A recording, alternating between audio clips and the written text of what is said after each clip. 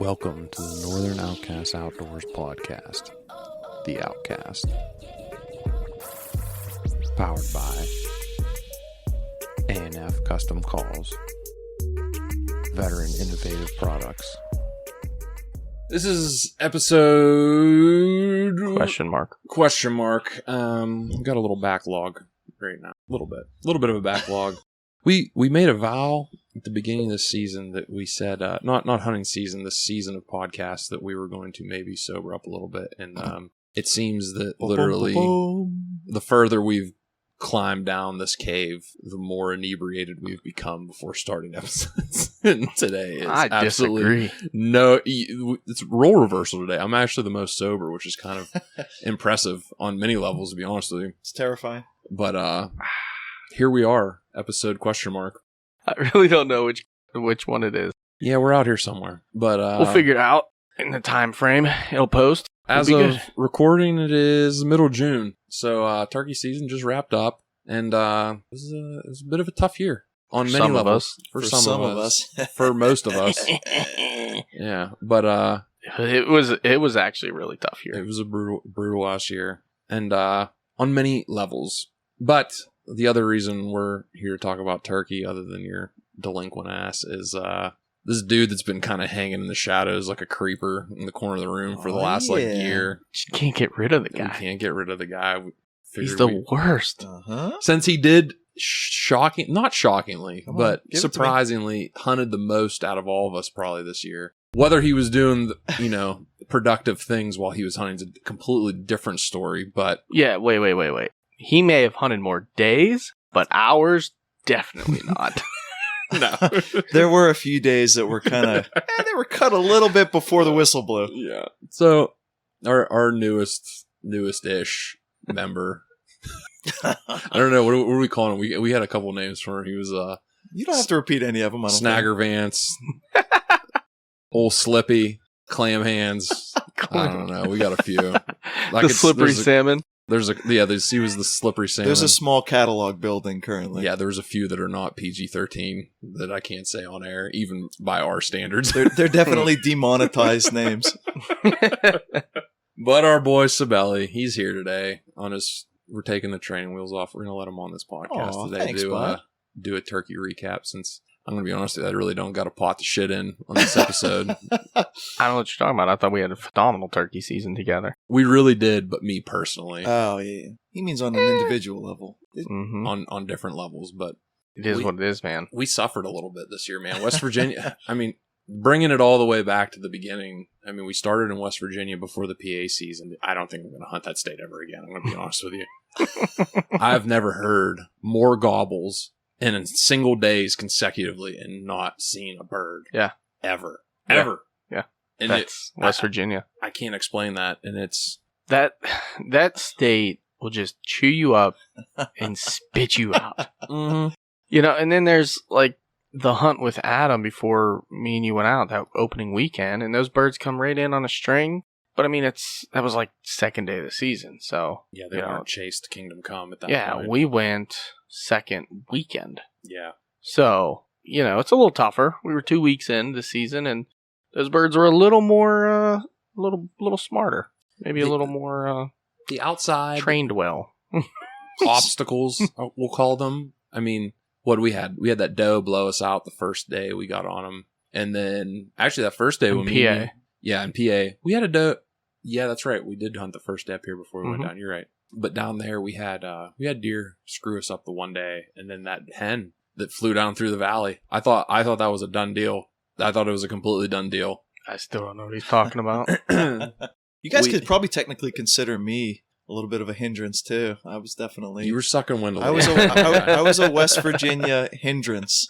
You mean when we wake up it's 65 degrees out and you're throwing layers on? Yeah, that was a mistake. He's got thermal layers. Like he was about to go sit in the tree stand in the middle of January. I had the Polar Express and me and Chucky looked at each other, looked back at him, we're like, dude, you gonna be... Oh, it's so cold, man. I'm cold right now. Hey, man, whatever. And then I get it. I have 10% blood flow in the morning, so I got to get that extra layer on just to make sure I don't die. Yeah, just so everybody gets a small portrait into the life of Cibelli. Hey. Just the outside looking in. Every single day. It rained. West in all Virginia fairness, chewed me up and spit me out pretty fast. Yeah. But I mean, I'll be honest, the couple extra times throughout the season that me and Chucky went back on some Sundays, I mean, we had a good time. I mean, it was definitely tough, but I mean, just a sidebar too. This is your second year turkey hunting ever. Kind of got a I learned real quick. virgin opinion, I guess, compared to like me and Chuck about things. So, I mean, me and him are saying it was rough down there. So, I mean, like, I can't imagine what it kind of. Well, was this your guys' first year hunting there? For me, yes. Not me, no. Yeah. I've been hunting West Virginia now. I think this is the third year in a row, I believe. Okay. The first year I went down, killed a bird, and then hunted that game lands. Didn't kill anything. And then last year is when Austin killed his there. Yeah. And that was on a random Sunday we went down. But we've killed every year there. So, I mean, and there's definitely birds. As you guys definitely, they're running around. Yeah, you guys can definitely vouch for me there. There's plenty of birds, but they are not easily to kill. It's just like Seaburn talks about Virginia. It's the same. Same birds. They gobble all day long, and they don't do shit. Well, I talked to Booer earlier, and we discussed how I was definitely spoiled first year, where you guys got me on and we all told you that. You guys got me on them Jakes day 3, and I got one, and I was like, oh, this turkey hunt, man, this shit's easy. It's like, this is exactly like the TV shows, man. You just sit there, and they just come walking right out in front of you, and you shoot them, and then you haul its ass off, and you're all happy. But boy, did I learn this year. I mean, I said it last year. I mean, you came with us, like, dude, we couldn't miss that year. Yeah. Last year was... Yeah, everybody was firing on all still say that was, cylinders. like, still the most unbelievable shit that I've been a part of, like, as far as hunting. And I said it last year, and maybe I put the Maluch on us saying it, but I go, dude, there's no way we're going to top it. There's no way we're going to top it. And dude, you sunk us early. We got our tits ripped off this year. Yeah. In all fairness, though, if you take Oklahoma out of the picture from last year, it's pretty much the same season for me. Because I think I witnessed 9 kills last year and 6 kills this year. And we killed 4 last year in front of me. So, yeah, in Oklahoma alone. Yeah. I mean, me and Joe killed first day in PA, Seaburn. Mm-hmm. You killed the first Monday, so that was 3 days into it was literally every hunt. Like, we couldn't miss. Every single hunt. Took Cibelli out that Thursday. I think he finally got one there after a couple days of me and Seaburn. Jeff got one. Like, it didn't matter. Like, every day we went out, it happened. Mm-hmm. Last year was definitely less work involved. Oh, yeah. It was all... Tags were filled in the first week. Hunt. That was that. End of story, you know? You guys definitely threw me off the deep end early up at Tynesta. Yeah, and I mean... And I think it was probably for the best, to be honest. You needed to understand, like... The suffering. You wanted me to suffer quick and kind of get it out of my system. I definitely wanted you to suffer on, like, a sadistic level. But at the same time... That goes without saying. I needed you to understand. Like, being up in those woods, I mean... Now is different than 15 years ago. Chucky can agree with me. But, like, being on that mountainside on a crispy-ass morning and everything lights up and you're hearing gobbles all around you and you're like, you know, it's just like an experience you need to have up there. Yeah. Like, I mean, turkey hunting down here is not the same as it is up there. It is not, and it never will be. I don't care what anybody says to me. You're not going to change my mind about it. There's something more up there, you know, whenever you're really getting after them up there, that unless you, like, go up there and experience it, you don't know what I'm talking about. But if you can kill one up there, you can kill one anywhere as far as I'm concerned. I'm going to, being completely honest. Well, that first day's gobble that reverberated through that little small thicket that we were in. Oh, the shaman. Got the hair on the back of my neck going quick. That was a big turkey. That's my first experience to the turkey world, sitting there at that tree and then hearing that thing just kind of moving its way in and then hammering off. And you get a big, like, 3-year-old. Like, got me going. Big, you know. That's what I was calling him, the shaman of the hill, because he was calling other gobblers to him. But, like, when you hear a bird like that gobble up there, it feels like the whole earth is shaking. Especially up there, yeah. It's, oh my God, it's making me, like, get all jazzed up, like, right now thinking about it. Heck, even the one I just shot this year, the way it gobbled, and he wasn't even, like, in a big hollow or nothing. He was just down in the bottom of the little hill. And when he hammered, it was just like, oh yeah, it's like different. The whole had gobble couple was little just bounces extra. Yeah, just different. It's like elk hunting when they do that, like, you know, that chuckle, and yeah, that's what basically the turkey was doing in my face at like 80 yards, but it sounds like it's 10 feet. Oh yeah, it's insane. It's absolutely wild. But I mean, to bring it back, we went to West Virginia. We obviously had zero success down there. Like, our first week, we went to West Virginia. got our asses kicked down there. It was rough. First day, I mean, we got stuck in that thunderstorm. That was actually like it's still too soon. Please don't bring that up. The thunderstorm was bad. I remember me and Chucky were just sitting on this tree, and like there's a video on my Instagram of it. Me and him just sitting there, and it's like raining so hard that it looks like it's foggy. That was some serious rain. And me and him were just sitting there laughing. There was nothing else we could do. You can't like, do anything at that point. We just were sitting there laughing, and then, I mean, there was a gobbling bird down there. We were, yeah, you know, and then we got stuck in it. It was bad. It was bad. And then it was bad because one, we went the wrong way to get in there, and that's when we lost Cibelli. Well, that was when I abandoned you guys at the trail. Yeah, we were going through all kinds of nasty stuff, and you just were like, "Yeah." That was my I turned first around and mental you were just gone. Yeah, it was the first official Just turkey gone. mental breakdown. Booer talked about there being, as a new hunter, you'll have probably multiple throughout a season or over a few years. I had the first of probably 2 or 3 mental breakdowns that month, right then and there, where I literally looked at you guys forcing your way through a bunch of thorns, and then I looked back the way we came, and I was like, yeah, no, I ain't doing this. I was like, I'm at my wit's end already, and it was day 1, and I was like, yeah, I'm just gonna go lay down. Yeah, the spot me and Chuck were going back through, there was at least 3 or 4 times it was hands and knees through some hobbit holes down a deer trail. I mean, we were in some bad shit, no doubt. Yeah, not good. Not for the faint of heart, without a doubt. It's not the way you want to get into that spot by any means. It's just the spot that I used to have marked was a little overgrown. I think a tree fell over in there, and it just grows up like a jungle. And then the other spot that we found later was great, but we just didn't find it until after the fact when we were walking out. We're like, oh, this is where we should have popped out.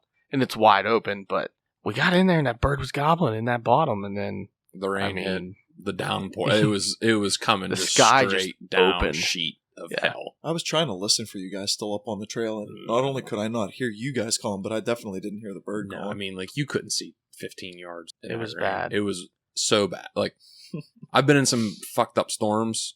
I mean, it wasn't like at any point that I was like, we're in danger, but it was just such a volume of rain that was coming down. I was like, dude, let's just go back to the truck. That was the moment I found out about quality rain gear as well. Yeah, that I've been talking about for the year. Non-quality rain gear, more like. That's what you found out. Trudged back to this was the only day we really had like good action too. Is we got back to the truck and it was about 11 a.m. at that point. And it kind of cleared up. Sure as shit, right back up the hill. Little douchebag started gobbling. Yeah, we were sitting at the truck, and we were at the back of the truck. You were at the front of the truck, and I heard it. And you poked your head around the side, and I poked my head around at the same time. I was like, we both had our shirts off, like we were like soaked. And I was like, let's go. I know. It's just that moment. You're like, you coming, Boo? I was like, let's go. I'm pretty sure my words were, tell me that wasn't a gobble. Yep. He's like, that was a gobble. I was like, where was it? Yeah. Up there, and I'm right like, up the power line. Oh my god, we had already walked up that like 4 times. You just looked at me and said, you coming? I said, let's go. Yeah. And then something to that effect. The slippery salmon did not join us. He did not. No. What happened? But you also did have that same moment a couple Sundays later when it was you and me, and we were wrapping up the day. On the other side, I was relieving myself, and you were stretching, and you were like, yeah, let me just call real quick. And sure enough, right after we just had about 50 pounds of food for breakfast, and we were both leaning towards just sleeping rather than going out, you made a random little call, and you're just like 100 yards away, and we were like, oh, God. And then we looked at each other, and we were like, yeah, we got to go for that. Yep. I mean, you got to. You got to. It's gobbling turkey. It was you got to. And like 10 o'clock, 10:30 for us, and we're like, this is perfect. And he was coming, and then it was just not not at all good. We had to keep going up around and circling around, and he would gobble the first time I'd call. Yep. We'd move, set up, I'd call, he'd gobble. Oh shit, he's right there. Yep. We'd wait it out, and then call, nothing. All right, we wait it out, we move. Call, hammers, like right over the hill, just right there. Every time, right there. And I'm like, this is the setup. He's dying right here. Mm-hmm. And we wait. And then people just start blasting their guns. Pow, pow, shooting pow, range pow. opened up like 10 minutes too early. Oh, and I'm like, oh. Well, Onyx didn't help us out too. They hadn't, there's a little unupdated version of the map that we decided that we were going to swing around because it looked open. And we came around a corner and there was a forest there. Yep. And all right. It showed a field. Put a little wrench in our plans. Like, literally showed a field. And maybe a little brush. We get up to the top. The brush is like 20 feet high. And we're there's no field up here. They have some grass cut and the edges, but zero field. Yeah, forget it at that point. But I thought he would have come up out of that hill and into That was the us closest where we we were. came, For hands sure. down. For me and Cibelli, that was the closest we I came. mean, he was right there. Like, I don't know that distance from where we were set at to that little lip that he just wouldn't come over. I mean, But he had that to be was inside of close. 60. Had to be inside of 60. That's usually the magic He was number, it seems like. Right there. He was just absolutely pacing there. Mm-hmm. Just refused to make that last little. Yeah, it's like he was on his little shelf and... The worst part was, he probably poked his head over a handful of times. You didn't even know he was doing it. No, we were on the edge. No, we were. Oh, that. We would have absolutely seen anything. Yeah. Like, Then Chucky that's had even us in worse like then. a perfect We spot. were in a entire down tree. Like, we were Yeah. in there. Oh, nice. man. Nice. I mean, it was picture perfect. I thought the bird was going to die. I was set up back. Cibelli was up front, right on the edge It was of a the hill. postcard of a turkey hunt. And we're like, well, maybe he left again. Then we'd move up and call, and he was still down there. Yeah. He just wouldn't come up. And once they started shooting, that was it. He shut up and Once the local militia showed up, yeah, it was yeah. game over. To blast like 2 PMags, and that was it. Yeah. Like that was it. It was so demoralizing It too was. because we swung around through all that thick stuff. We even found an easier way that we could have taken if we had walked another 10 feet on the main road. Yeah. Yep. Oh, that yeah. Yeah, that was also demoralizing. It was Could just we- literally demoralizing after demoralizing. But We busted some brush to get up and Yep. around this bird. I mean, and it's his damn fault. Those this are the ones asshole. that hurt. Whoa, take it easy. I told you, Take let's it walk easy. down this street and see if we'll come up. I don't think we're gonna get into anything. Get up that hill. I mean, I might have sounded like that. I don't know. That's exactly how you sounded after Yeah, that food. you kind of start sounding like the Dalton Charlie Brown. a little Once bit I get sometimes. if I get a few pieces of French toast and bacon and home fries and whatever else we ate. Yeah. Once I get that in me, I start sounding like a little bit of a muffled trumpet. So Yeah, a little bit.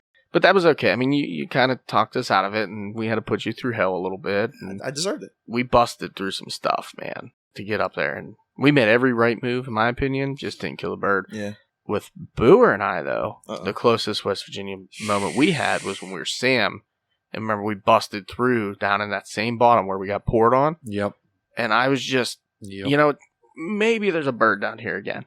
And I just gave a couple, pop, pop, pop, pop, pop, pop, pop, pop. 2 birds just hammer. That was another one, dude. Like I was right there. I pulled. Well, that was like danger close. Like, Yeah. sit the fuck down. Don't move. Don't even Yeah. blink right now. You don't have a choice. You're No. not thinking. You're down. And then the next day, well, I mean, those birds just kind of. I think the problem was we were making too much noise before you called. But Because we were crashing. we were just kind of fucking around because we were pissed off too. Coming down through there, We were leaving to go to the truck to go try another spot. Yeah, in and then all you just fairness. I was like, "Fuck it, just call one more time down here." And you did it, and we all looked at each other like, "Get the fuck down right now!" Like, It was that close. they were 40 yards, Yeah. maybe right on the other Maybe. side of this fucking right around the corner. Was on this us. at the end of the first week, or did you guys go back Yeah, this down? was Monday or no, this was Tuesday Yeah. because me and you hunted the next day down there, and we kind of had the same thing happen because that was the day. Sam, Oh, yeah. Sam left, and it was just me and you the last day, and I was like, "We need to go down that creek bottom," and we kind of pissed around it.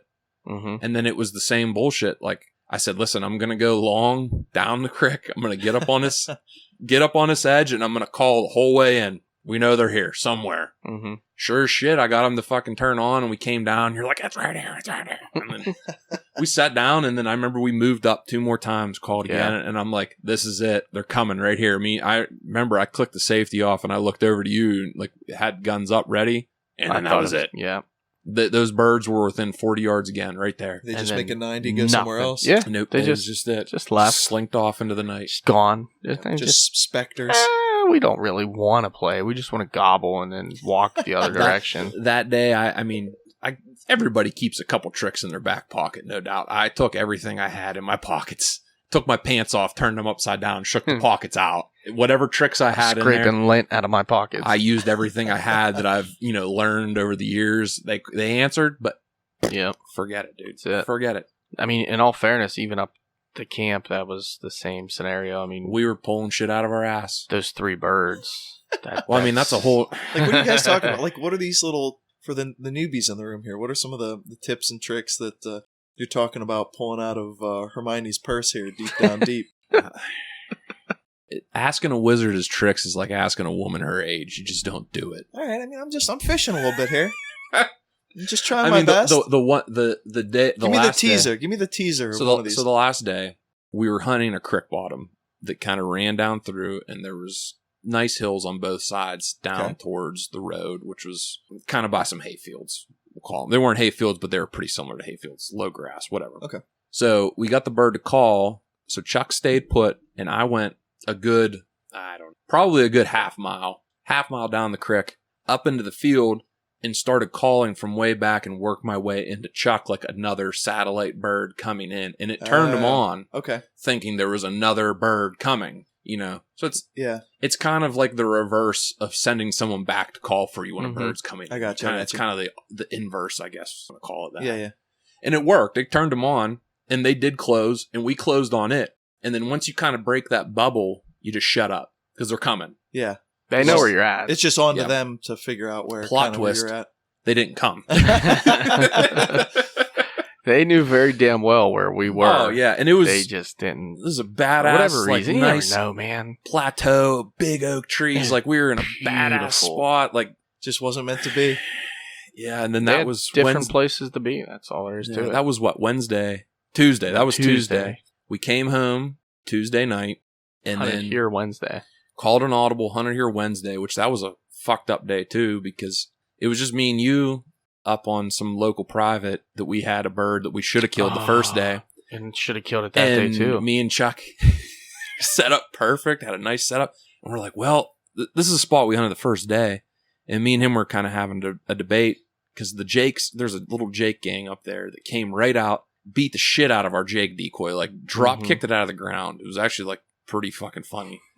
But the big boy didn't want to come out of the trees, so me and him kind of like, dude, let's bring the full strut, Jake. It'll like, if he's looking for a fight, like let's go, like bring him right out. Get up there, sun comes up, that motherfucker flies right down, and we're sitting there, and we didn't realize it was an actual tom at first because we were watching it come up to the tree line. We're sitting on this field edge. It came out at like 35 yards, right? And then Chuck goes, "Oh shit, it's got a beard." Because it didn't make any it didn't gobble. It just looked like a hen slinking through the woods. And came out and go, "Oh shit, there is a beard on the damn thing," right? So I'm like, "Oh, this is a done deal, right? Like he's gonna come right up here all by himself, no Jakes anywhere to be found." That motherfucker looked up the hill, took one look. Like I remember he had his head down kind of pecking, and he picked his head up, looked right at that fucking Jake decoy, and he ran immediately, like right here, drop of a hat, Usain Bolt across the field. There was one goober ass, stinky freaking hen, like 200 yards away. And dude, that thing boogied. And I remember me and Chuck were just sitting in the blind and we looked at each other like, what just happened? It was twice in a row for me that so happened. What, I mean, like what did that? Like, why would that do? I'm going to interject with the newbie questions. I think that bird gets its ass kicked. I think now knowing what that bird is, because Sam later went up with me and we went and killed that bird. Oh, okay. He's since been deceased. That bird is no longer with us. Pour a little bit out here. Yeah, pour a little bit for that tom turkey. For our homie. It had like 3/4 inch spurs that looked like shit and like an 8 3/4 inch beard. Not a small bird, but a very timid. He's on the timid lower bird. end. He got his ass kicked. I hunted that bird all year long. He would gobble and then literally pick up and run the other direction. That happened to us twice. There was a bigger bird there. The bird me and you saw with Joey on the first day was not him. There was a dominant big daddy. Monstrous, and I don't know where it went or what happened to it. Another shaman, huh? He was of sorts. Yes. And what was funny was there was 2 toms that first day, and the big one just kept back and forth at the line, and we knew there was another one kind of back behind it that would gobble with him, but he would only like shock gobble and stuff. He wasn't projecting himself. No, he was not the one making all the noise. Like the big boy was making all the gobbling and everything. And I just think like Booer said, that bird is just not a dominant bird at all. By looks of it, he was too big to be a Jake, but not big enough to be a Tom. And I think Tom fucked him up. And there was 6 Jakes, 5 Jakes, and 5 Jakes. Definitely bullies. Aggressive. They probably tore his ass up. That video, that quick little snippet that you sent me of those Jakes running across that field was the most hilarious thing I've ever it literally, it jumped up and one leg like Bruce Lee karate kicked our decoy. And I'm not joking. That's literally what it did. It jumped up like freaking Kung Fu Panda and just booted the decoy straight out of the ground. And I remember we were all like, oh shit. I remember looking at Joe like, all like putting their breast on them, just big body in them the whole time. I was like, if you don't shoot those birds, I'm going to hand you the camera and I'm going to shoot one of them little shitheads. Like, that's fun. Oh, it was bad. It was bad. But I mean, we did that Wednesday. Yeah. Went up to the camp Wednesday night. And then Thursday, Cinco de Mayo, we were up at the camp and it was just me and you. And that was not a good day. That was not the Wizards' finest hour up there on Cinco de Mayo. Was that Thursday? It was Thursday. It was Thursday. Yeah. It was, you know what? The food was great. Can only imagine. I tried to redeem myself with the food. But I mean, Cinco de Mayo is like my big day up there. Because I mean, I take the first week off every year of work. And I call it my stretcation. Thursday morning was just us, though. It was. Yep. And, my parents my dad was at the camp. I don't know if my mom was, it was just my dad was up there. Sam was up there that evening. But we decided we were going to go up Wednesday night, hunt Thursday morning. We got a pretty good idea where they're at. We did not roost anything Wednesday night. Tried to.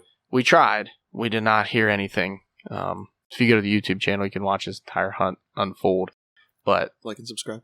To give you some insight if you've seen it. We started in a spot where they had roosted before. Yeah, we had history there, no doubt. Booer killed his bird there last year in that same spot, and we didn't hear shit.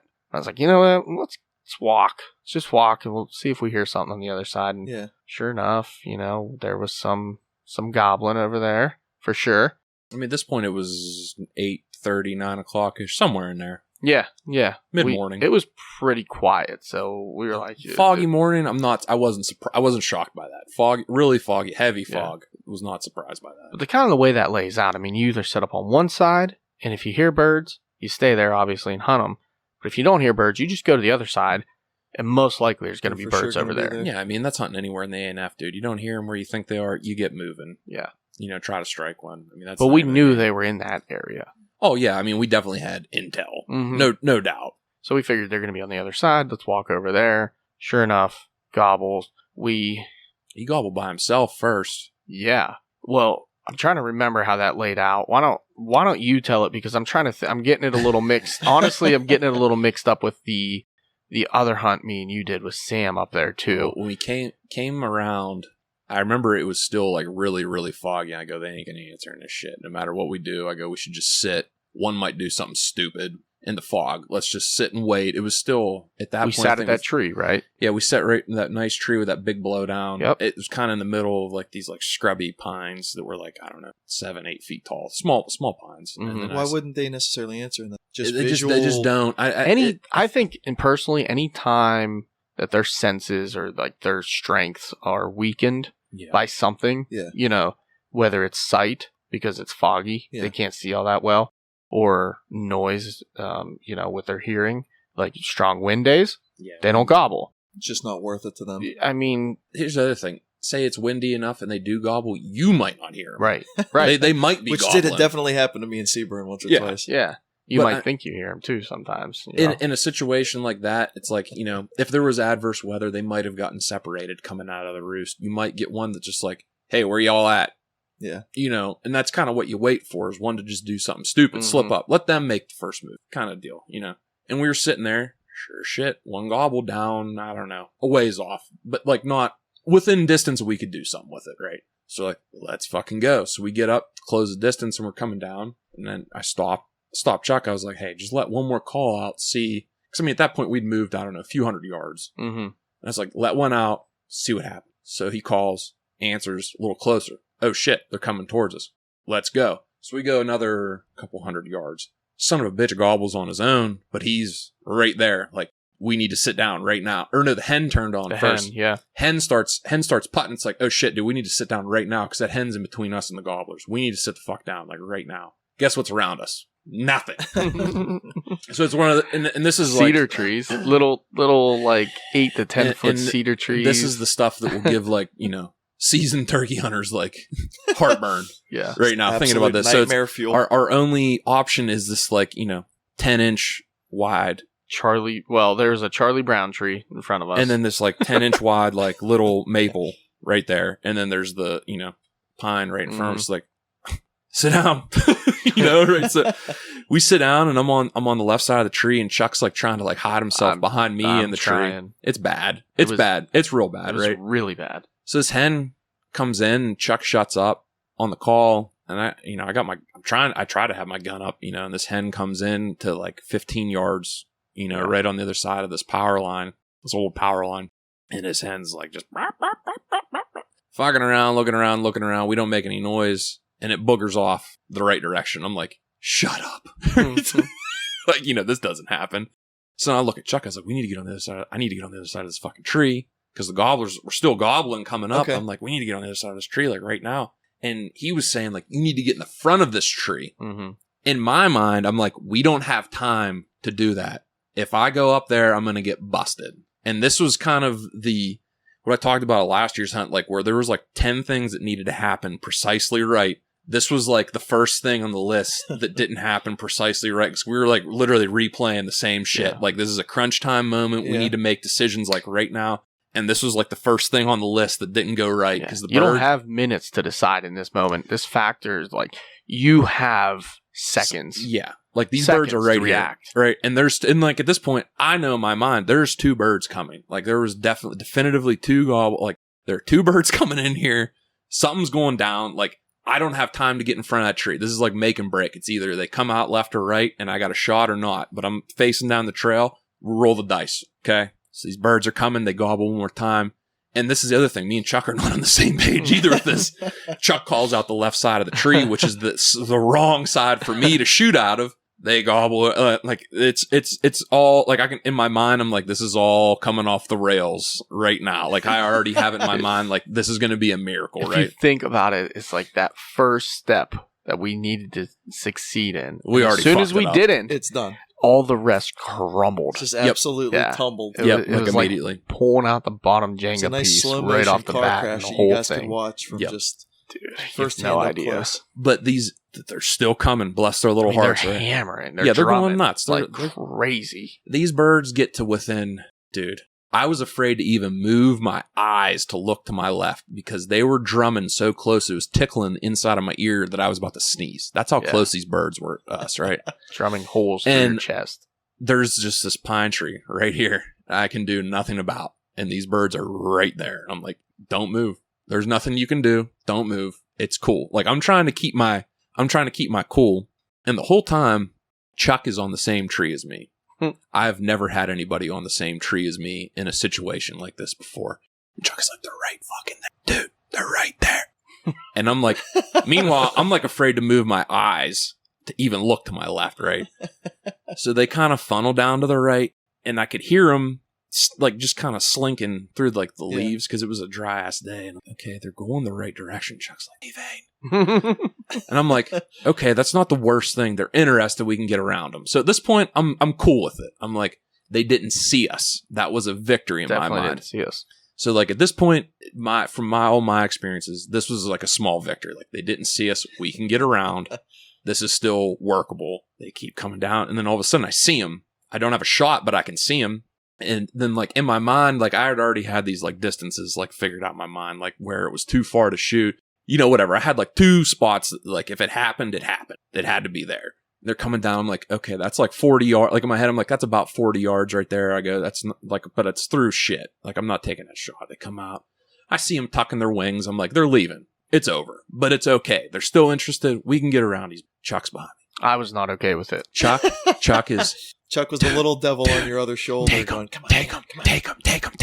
I'm like, dude, they're literally through red brush right now. Like, I can barely see them, like I literally can barely see them. And the whole time they're walking out, and the one was not having it. The other one was like, hey man. He still wanted to play. And he broke off to the right. And there was another pine tree down there. I mean, you can see it in the video. And this bird walked out to go behind this tree. And I'm like, in my mind, I'm like, that's probably about 65 yards, something. In my head, I had like, it's too far. In my mind, I was like, if he's behind that tree, don't shoot. Like, I had my mind made up. I'm not shooting if he's behind that tree. Chuck goes, dude, he's right there. Get him. So then I immediately am thinking, wait, maybe I misjudged it. Maybe it's closer than that. Maybe I'm fucked up, you know, because this all happened so fast. I'm like, maybe he's right. Okay. He's like, kill him. You can hear it kind of in the video. I turned it out. You definitely can. But you can definitely hear him go, kill it. So I'm like, no, like, don't shoot, don't, fuck it. Boom, right? Terrible. Should have never done it. Immediately, as soon as I pulled the trigger, why did you pull the trigger? And like, you know, there was a whole point of me like swearing at myself because I listened to him. But at the same time, his angle, it was a good shot.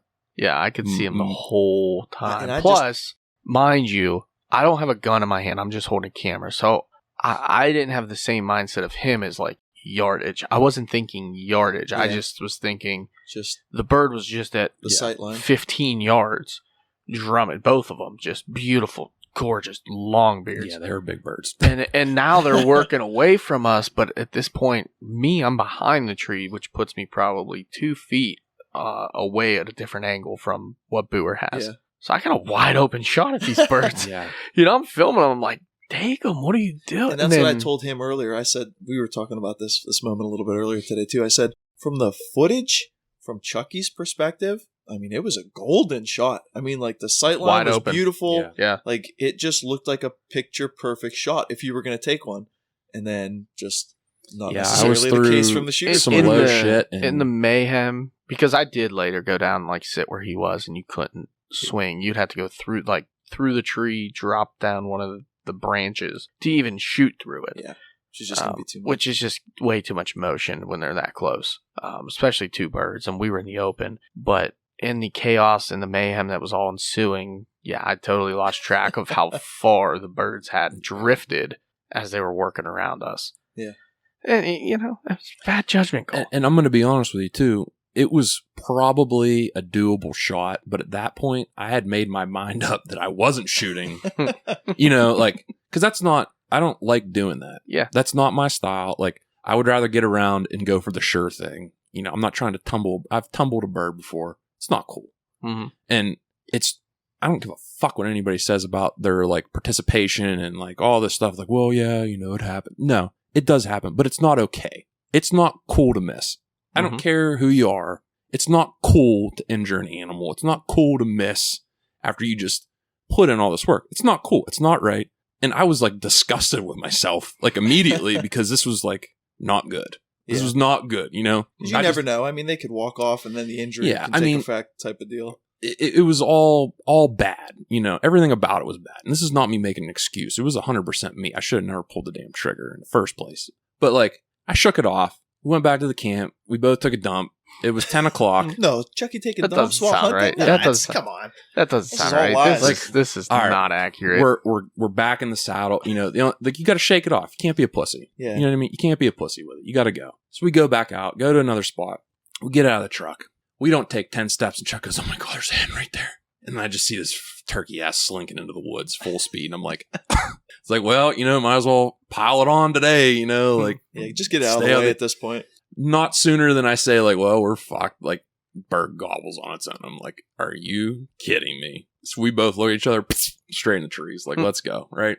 So we get in, follow this little path around. You know, we're not calling. We're just kind of going real slow, real quiet. Chuck's out in front. And then all of a sudden he goes, get down. And then we like kind of take a knee. And then I see it. Like, as soon as he said, oh my God, like, get down. As soon as he said it, I see it. 2 fans, like, at 60 yards right there. I'm like, oh my God. So, like, we get strut, just working. Just going at it. Ready to party. Right across our face.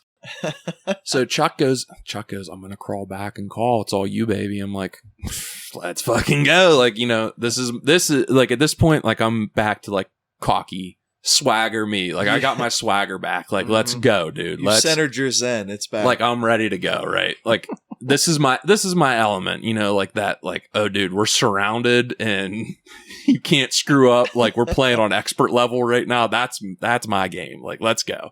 Chucky goes back. I get up on the first tree and I'm sitting there and he's quiet for a minute. I'm like, okay. I'm like looking, watching him go. I'm like, I can get to that next tree up there. Let's go. I get up to that next tree. I'm sitting there.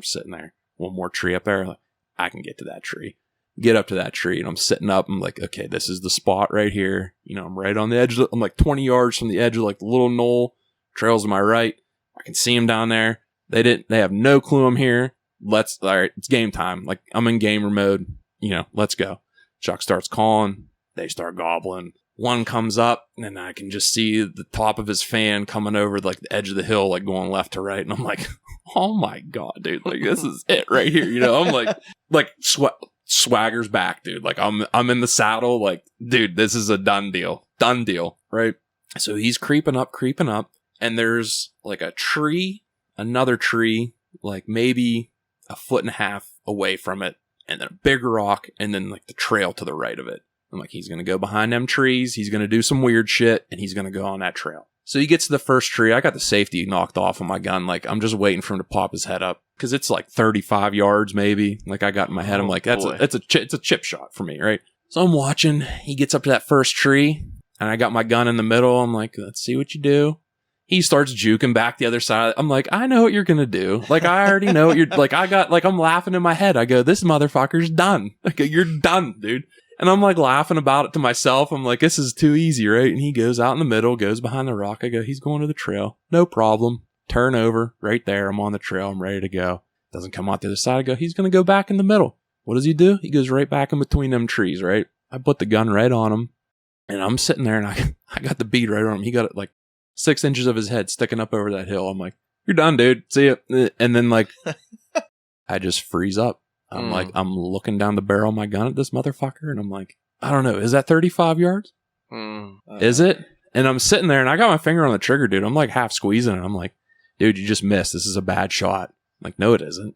And then like I kind of like this bird was there for like it felt like 20 minutes, and I was like talking to myself, and I'm like, damn it, dude, what, like, you just missed. You can't miss again. Don't miss. And then I'm like, wait, don't shoot. It's a bad, like, and then I'm like going through all this shit in my head, like not even like 2 hours. Then like all of a sudden I'm like fucked up, I'm like, you idiot.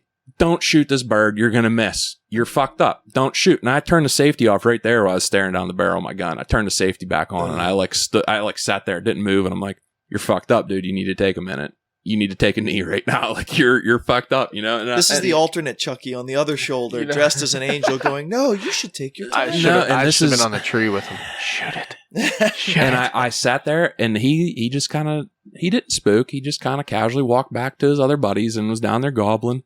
Yeah. And then like my breath kind of came back, and I'm like, what are you doing? What are you doing right now? Like, I had like a serious talk with myself on that tree. I'm like, you need to square your ass away right now, because this ain't good, dude. This is bad. This is real bad. Talk with Jesus. And then I'm like sitting there. I'm like, then like I kind of like came to. I'm like, wait a second, what time is it? And like I got like a little chest pouch I wear, and I like kind of like real easy like pull my phone up and look, and it was like 11:57, and I'm like, oh my God, dude. So now I'm like, how do I get out of this situation now? Because I'm in the danger zone, So there were 3 birds, mind you. That were down there. They kind of like peeled back, and they were kind of like doing their thing. So I like belly crawl back to the trail, and then like I kind of like low walk back to Chuck, and Chuck's like just shrugging his shoulders. Like, what happened? And I'm like, were they all big boys, or were they the one that came up? So he gobbled one time behind that tree, and I was like, he's a thickum, huh? What we think maybe was the case was that the 2 birds that would not commit, they were just like gobbling in circles down there in this little strut zone. Potentially were the ones we just shot at. Maybe earlier that morning. Potentially. Okay. It was close enough that it's very possible. Yeah, we were thinking these might be the same birds. I got you. And then a third one came into the mix, and that's the one that committed Those all the way other 2 up. were like, hey man, don't go up there. And he's like, you guys don't know what you're talking about. I'm going to go up there and see what's going on. Stupid. Yeah, so, I mean, you know what it was, Booer? You know what it was? Uh-oh. Emotional damage. Emotional damage. Yeah, something like that. That's good. I didn't know you knew that one. He's got him. It was, I mean, I remember the rest of the day. I mean, I got back to you, and you're like, what happened? And I was actually mad. Like, I was like annoyed. Like, I was annoyed with myself when I missed. But when I know the feeling. Like, I was actually mad. That's not, it's not the right mindset, like you're saying. You're in a bad place because you'd missed already. You were in a bad place mentally. You just like, you don't want to make the same mistake twice. No, I completely got in my, like, it was weird. Like, you know me better than most. I'm the most competitive, shit-talking, loudmouth motherfucker there is on true. this earth. I can verify this. You are the biggest shit talker, but I at least back okay. up 80% of what I say. Yeah, I don't really back up that 65%. Yeah, but like, you know, like, I like to keep that mentality. Like, we're going to win. Like, you got to, like, if you don't believe it, it ain't going to happen. Like, straight up. You know, I like to keep that. Especially with turkey, I understand that mindset. Yeah, you got to have a little bit of swagger. Like, you know what I mean? And I'm the one that beat my own ass that day. Straight up. We lost a piece of Boer on that mountain. There was a day. small percentage of Boer that'll never get reclaimed. Yeah. Which might be a good thing, actually, now that I think about it. If we could get more percentages of Boer to be left out in the woods every time he goes out, that would potentially be better down the line for us. Like, it was bad. It was that bad, dude. I mean, no doubt when I missed it, like, it's not as dramatic as we just made it sound. Like, I put a bad shot on a not ideal shot. Straight up. Could I have killed that bird right there? Probably. In all seriousness, probably. Yeah, for the listeners out there, we did not mention it was actually like 56 yards. Yeah, it was not 65, but still 56 is a poke. Through some bullshit. Yeah. Under direct, like, yeah, even with those rail guns you guys use, yeah, that's like I had already made my mind up. I wasn't shooting. Yeah. You know what I mean? Like, I was like, they're going down. I know exactly where they're going. Forget it. No big deal. That was this is no big deal. Another mental mishap on our part. Yeah. And I should have let him go and turn around and said, you need to shut the fuck up. Is what I should have did. But I said, no, I ain't a bitch. Cowabunga. And I was like, because that was the other thing. I started second guessing myself. I was like, were you wrong with your, like, in your mind? Like, I didn't have time to pull out my rangefinder. Yeah, we didn't range it. In my mind, like, I had my distances kind of, this is doable, this is not doable. That's how I always kind of range my shit. I don't go like, oh, that's about like 40 yards. It's like, no, this is doable, and that's where it's not doable. Anything past this is bad. You just make that line mentally. Yeah, like. Yeah, for me, like, looking at them and then looking at, a 2-inch viewfinder, then looking at them. Zoomed at 135 millimeters. Yeah, like, at a wide open turkey, I'm thinking, dude, this is a slam dunk shot. Like, what is the problem here? And then you come to realize, like, nah, it really wasn't that close. Yeah. I mean, I kind of get in the zone when it's like the safety's off or like the bow's at full draw. I go into my own little world. Like, and I'm sure a lot of people do, but like, call that Boer vision. I'm probably a little more extreme than most people. It's similar to the Predator vision, but for trademark purposes. I was thinking WandaVision, but same. But Boer vision. But like, I'm talking to myself already, and then there's this third voice in there, like, saying crazy shit to me, like, that is literally 180. Instead of seeing that Predator polar opposite of what I'm thinking, and then, Boer's in his own mindset, and all of a sudden you can just hear, like, think of any show. It's like on Billy Madison or Happy Gilmore when he's in his happy place, but like then Shooter shows up in the leather jacket. That's me. Yeah, that was it to a Shooter. T. What happened? And I'm like, and he freaks out. Like I could not describe it better than that. To be honest with you, that's because that's exactly.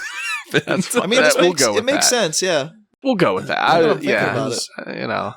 You were in a mental state, and all of a sudden you could hear that loud voice, and you're like, "What is that?" He's like, "Should I go towards the light, or what?" Yeah, what is that? Because the thing was, like, when they came up, like, because when you see them in the video, the first time you see the birds in the video is about when I could see them in my peripheral for the first time, and literally I said, "They're way to the left. You don't have a shot.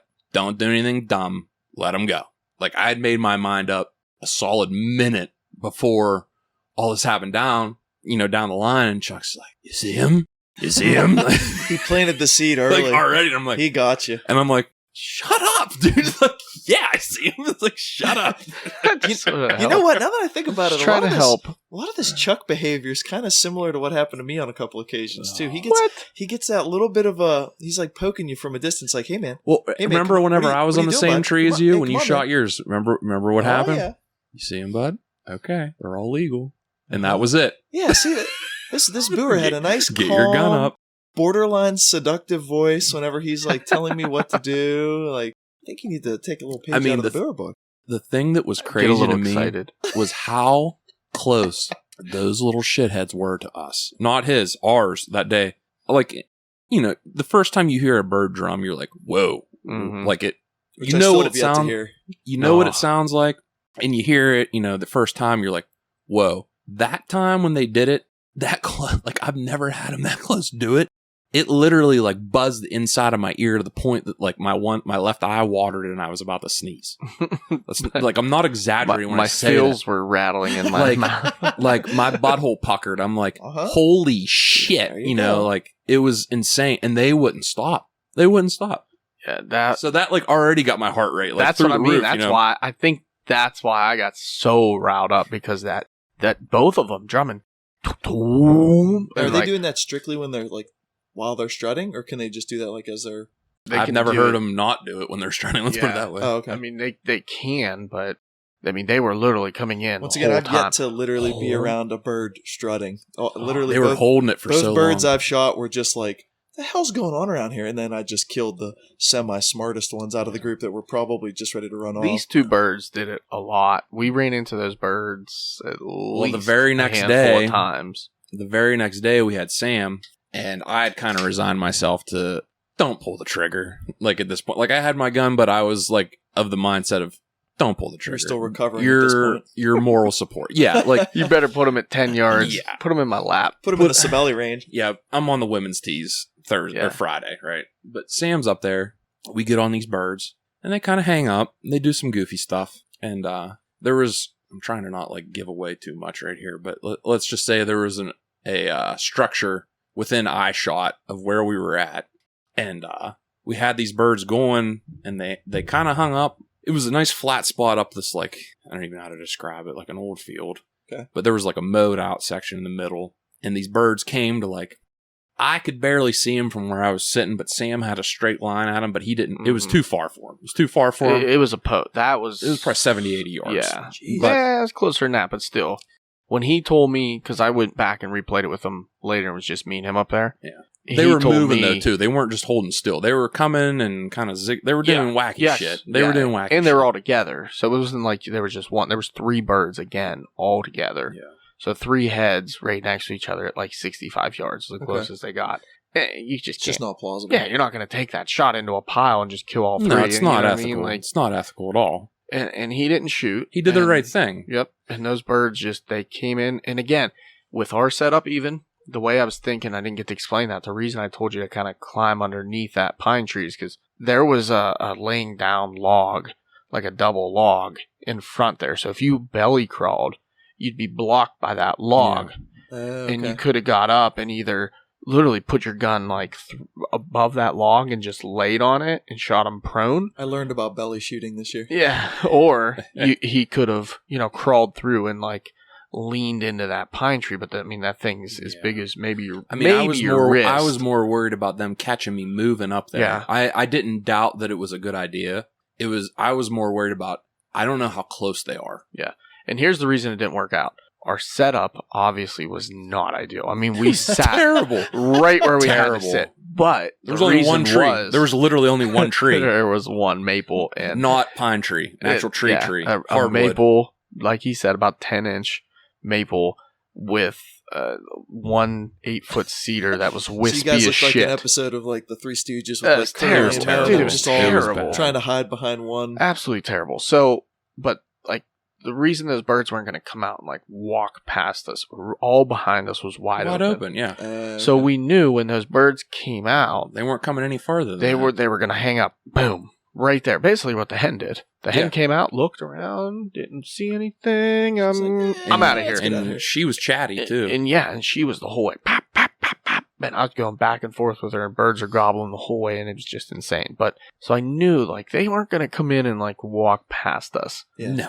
So he had to be in front of that tree, in my opinion, because they were going to do somewhat similar to what and they did exactly what the hen did. Yeah. Mm-hmm. They came out the exact same spot. As soon as they got in that opening, they looked, didn't see any bird. Yeah. They're like, what? And they're like, well, maybe there isn't a bird here. Let's get out of here, man. This isn't cool. And so I just had to rewind there for a second to kind of paint that picture. But they did the same thing the next day. They did the exact same thing. But they started shuffling down the hill a little bit, and I remember you were way back behind us. See, I jumped up. That's what pissed me off, because I was at least 100 yards. Yeah.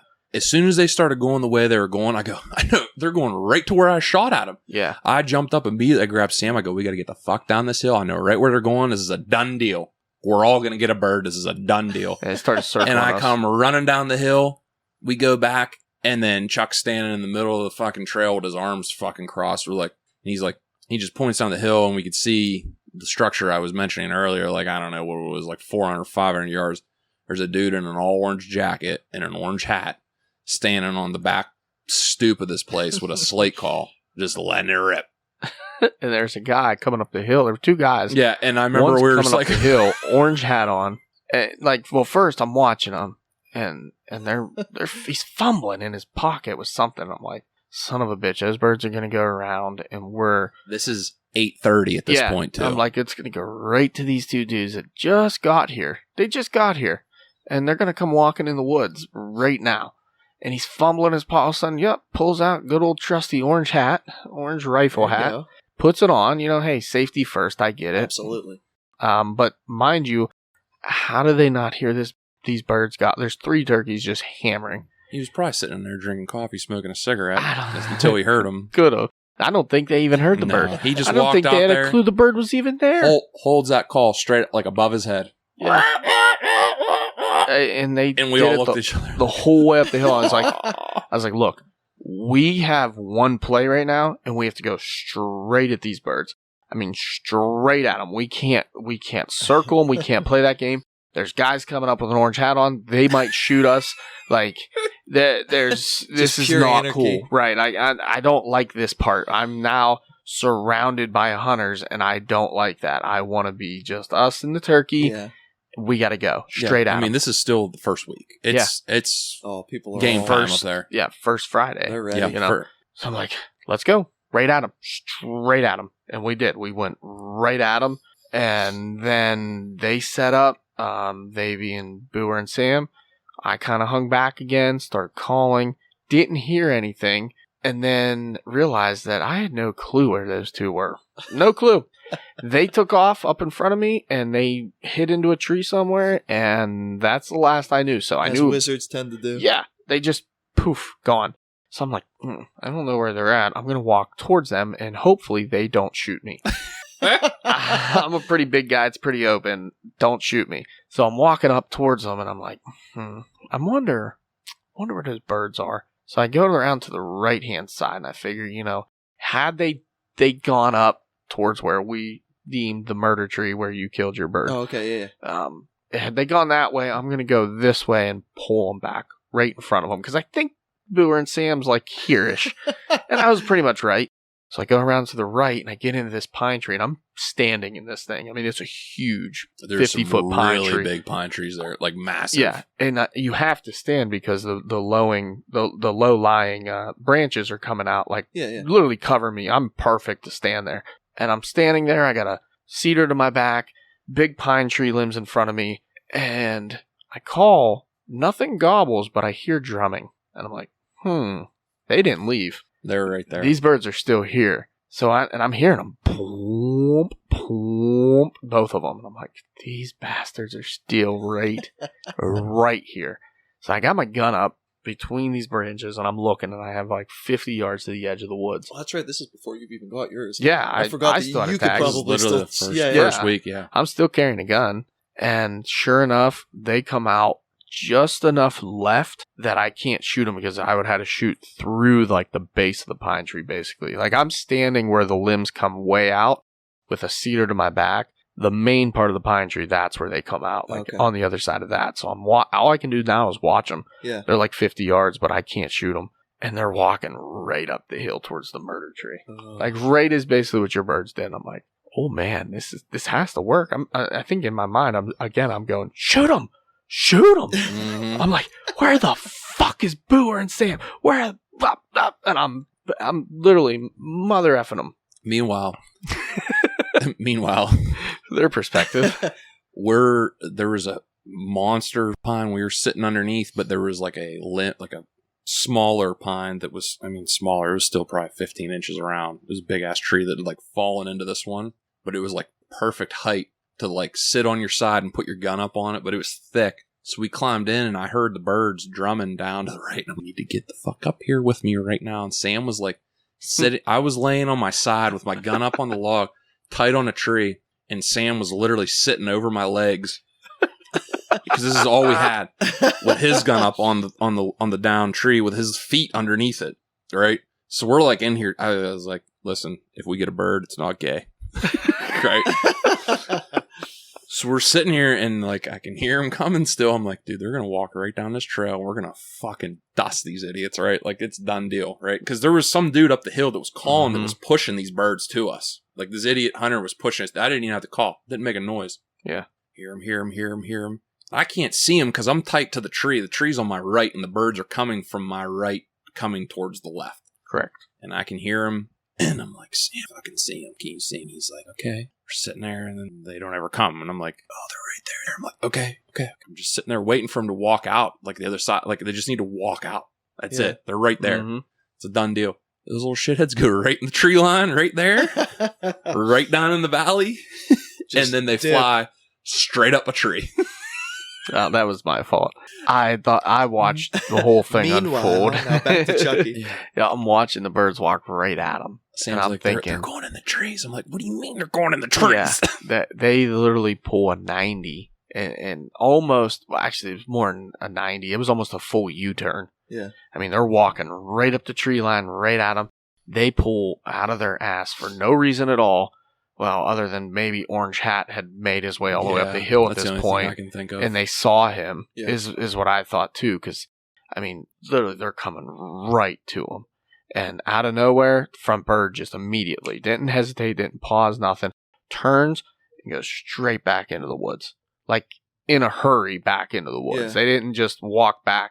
They turned and, like, half-ass ran almost back into the woods, and then the second one comes up and does the same thing, and I'm like, no. There's no way they saw us where we were at. Like, you physically couldn't see us where we were from that angle.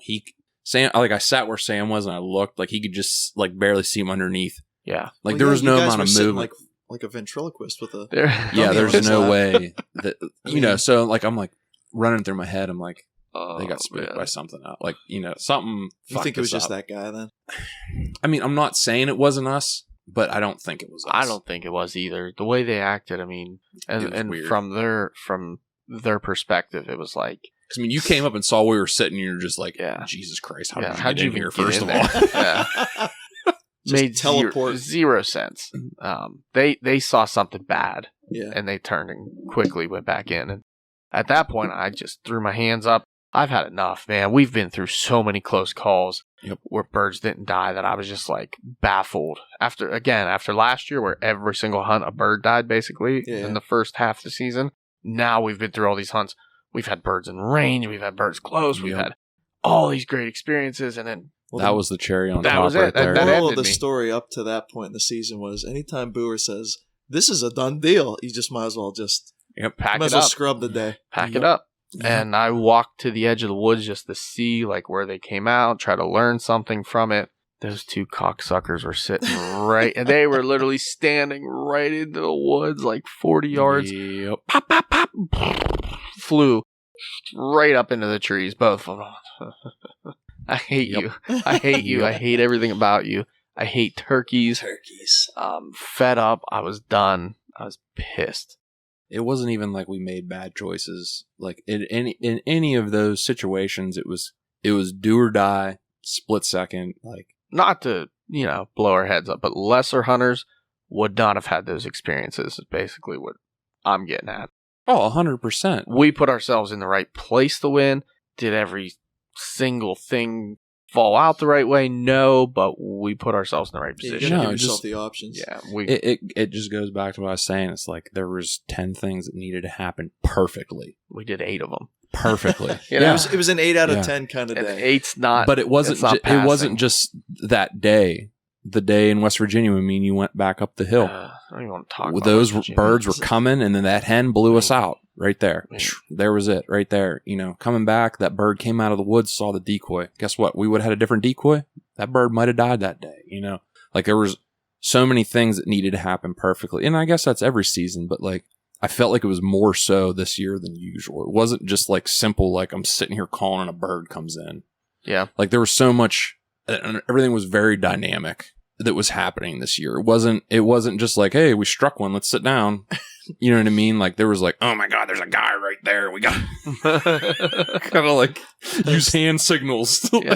Like, you know, like There has to be a bit of chaos to every hunt I've Must noticed. I mean, it was- advance guys. position. I mean, don't get me wrong. There's chaos every year with turkey hunting, no doubt. And that's why it's the hardest, I think, in PA and the most fun, I think, Definitely in the PA. most But fun. this year, the amount of fuckery that was going on, self-inflicted or otherwise, it was a tough fucking the day year. Chucky got me my bird, which was Memorial Day, it's hard to get any more. I mean, that was literally the It's- last day of the season. it's hard to the get last day. second to last day. Yep. it's hard to get more chaos packed into. Anytime you say there's a bird gobbling and Chuck shitting, that's about all you need to if know. Chuck would Why do I like have to talk about my bowel Chuck movements on here? can describe the beginning parts of that story, but it was definitely it's definitely one to remember. It ended perfect. I feel like that situation when you took me out was a 1 out of 10 day. Like if you're talking about how many things you have to get right in a row and still kill a bird, we got maybe 1, possibly 2 out of 10, and I still. Well, I mean, to I still rewind got that, one. you were out, and I'm going to give you credit for this. This doesn't happen very often, so you can write it down and date it. Okay, I'm going to give you credit. write this down. Good thing we're recording. You don't have to Your write it down. ass Okay, grinded. can we bookmark this portion? You of can bookmark this Okay. portion. I will let you have this one Timestamp. little thing. it? Okay. But you worked your ass off for that turkey. I will give you that. And that makes it so much more awesome. Like when you get your ass beat, Oh, but the bottom of the 9th, I got turned into down dirt. a run, let's go, 2 outs, and you get it done. That there is no better feeling. I don't give a shit if it's a poop dick Jake or the biggest turkey you've ever shot. There's no better feeling than that. Oh, I was thrilled. There is no better feeling. And Chuck is 2 for 2 on helping me get birds down. I will say Hey, that. What can I say, man? What can I say? I mean, in every situation, Chuck Guide is also services. taking a shit, but I feel like that's just part of the. The first one, I don't. The first At one, some I'm point going to you have to had say it was shit in the woods. 50-50. You shit quickly after, Probably. because I was there for that one. Yeah, probably. Well, I mean, it started out as a decent morning. I mean, it was like 50-50 on where you thought those birds were going to be roosted coming down, where you had the blind set up. Mm-hmm. And I mean, we We're had. talking about this year, right? Yeah, this year, yeah. We Yeah. had a couple hens coming through, like danger close to us, just walking around, being chatty Cathy's. That was the first time I hunted up there, though, that a bird did not come off the roost and land in front of us. Well, yeah, they came Because down that where? bird flew up from the bottom, right? That The hen? first one? Oh, That yeah, hen. the first one, yeah. She literally flew out of the bottom because we had been sitting there, and it was pretty quiet morning. I don't think we heard anything on the No, roost. there wasn't anything. No gobbling, no turkeys at all. And I'm like, I don't know, man. Like, There wasn't anything. Like, I didn't, hear barely any, squirrels. We definitely didn't see or hear any deer. That's I what's mean, messed up, though. dead. Some days you hear 400 gobbles, and you're like, dude, it's going down. And then you Yeah. don't see a single bird. yeah. It was It's- pure silence. It can be the same opposite. I've had it happen both Yeah. ways. And then we started hearing the hens, and then we're like, okay. I'm like, so basically, last time I was in here, they roosted on the back side, and they worked their way up here, and that's fine. We'll let them do their thing, and if we have to move around, we'll move around. And we heard the hens, and that hen flew up the hill She was pissed at you. on the. She was Opposing ridge. so mad. She was definitely. She had the seek and pissy destroy Karen. missile absolutely locked onto Chuck's position. And she flew across the steep ditch and landed on our hillside. And then me and her had our rap battle back and forth, just terrorizing each other. It was And yo then- mama jokes constantly Yeah, back yeah, and forth back and between forth. Chuck and his hen. And then Those the are bird gobbled. And, best. and the first gobble Oh my god. was the shittiest, worst thing. If there was a child's toy that was made to generate the worst and lowest decibel turkey gobble you could ever imagine, it's exactly what we heard. It So was pretty like- much Geoff's calling. It was like Hey, come on now. No. it was like a brawl. It was like some sort of hot drink had just bubbled over. Oh, my. And it was that long. It was literally that long. It was not a full gobble at all. Chuck and And I it was- simultaneously went, "Oh!" I was like, You're like, "What was it's that?" like if there's anything that could say I'm a poop dick Jake, it was that noise right there. I said, but hey, They're here. That's what we came up here for. I was still happy. Remember, we're here to target these Jakes. This is the second day to the end of the season. At this point, it's anything with a little hair on the chest is getting it. Oh yeah, dude. Last week, we knew where the birds were ish, and we were like, you know what? Let's go target these specific birds and try to kill one. There's enough. I'm comfortable with, there's 5 Jakes. We kill one. There's only 4 Jakes left. I'm okay with that going into next year. Okay, that's fine. Especially bottom of the ninth. This is it. This is it, man. This is the only place locally that I know where that we can get on a turkey, because this asshole over here, Cibelli, has been chasing a bird on public land that hadn't stepped foot on public land in the last 42 days. But he keeps chasing him on public land, even though he gobbles on private land. That's actually... I gave them birds. We're going to tell that story after this story, because me and Sebring were there to, uncover the truth. I'm like, what is he doing? Just come with me, bud. And we go and get up in there. And again, he gobbles. And I'm like, okay, well, that sucked, but he's here. Is it a fan that you're gonna proudly present in your living room? No, it's gonna be behind the couch on the floor. You're gonna put it on. You're gonna put it on a Jake decoy next year. Decoy, or and that's okay though. For my for a second year hunter who's just happy that I'm finally on a bird. It's the second to the last day of the season. I don't give a fuck who you are. Yep. You shoot the first thing that comes out to you if you're out there really getting after it. Fuck all these dudes. Especially when you're grinding throw every shade. Single day. Yeah. These dudes that throw shade oh my God, you shot a jig. Oh my God, I would never do. Go to hell. Mm-hmm. Don't ever talk to me. You're not a real hunter. If you know what I mean? If that's what you got to say, get away from me. And then a Jake was more reasonable after that one, and he gave out a real gobble. And I was like, okay. All right, that Jake there was tried. That one. There was that one in the group where I told you, I was like, man, even on the first day, I'd look twice. Had a little curl to him. Honestly, that might be the one I shot, because it had a little bit of a curl to the end. I remember me and you were talking about it. I said 2. I probably wouldn't have shot him the first day, but I would have thought twice. I would have thought hard about it if that's what. He was not a bad Jake. No, he was a big body too. Yeah. He had some stature too, no doubt. So me and the hens had our rap battle, and the gobblers were quiet.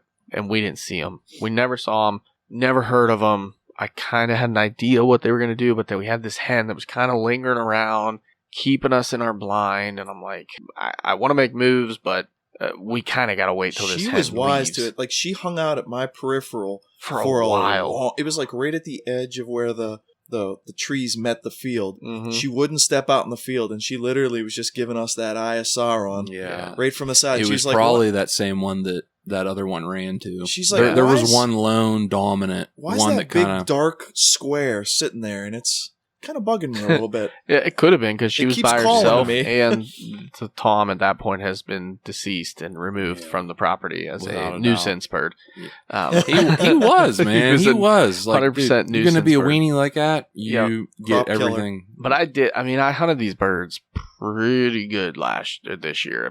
I put a little pressure on them. I never really truly boogered them up too bad. That's why they kept coming back. But they knew something wasn't right. After the first day, the boldness of the Jakes wore off very quickly. Pretty quick. Yes. Yep. Quickly. They were now grown man Jakes. Yeah. Except for the one that went, oh. They've seen a few things.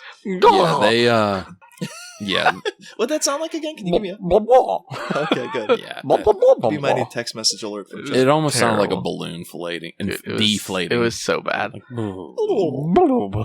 So they disappeared. We had no clue where they're at. And I'm like, okay, finally, hens are gone. It's like, I gotta get out of this blind. I gotta go.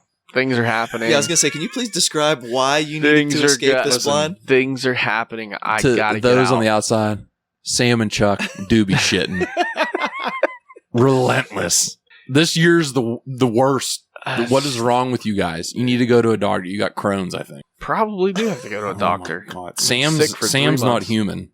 Sam, yeah. The amount of excrement that comes out of the book. But anyway, I digress.